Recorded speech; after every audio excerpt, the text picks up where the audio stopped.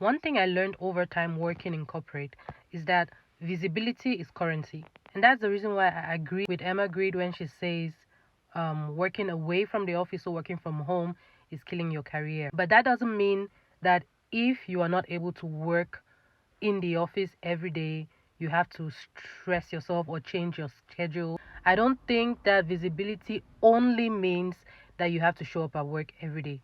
If your life schedule doesn't work in a way that you can show up at work every day physically, I still think there are other ways to be visible at work without being there. For example, always participating in meetings and making your point known in meetings, sharing your ideas, giving suggestions. I think the more you talk whenever you are being seen, whether physically or virtually, the more you talk, the more you seem intelligent.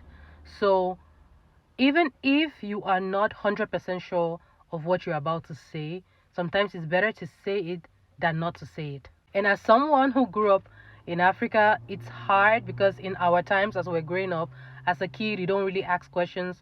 If you ask questions, they're like, hey, shut up, and all of that. So I had to relearn how to be like, you know what, nobody will beat me. Let me say what I have to say. And this started all way back from university, even before corporate.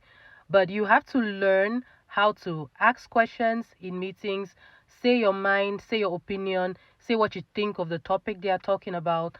Because the more you do that, the more they're like, this person, she knows something. So people have you in mind more often. Maybe you ask the question about the topic, right?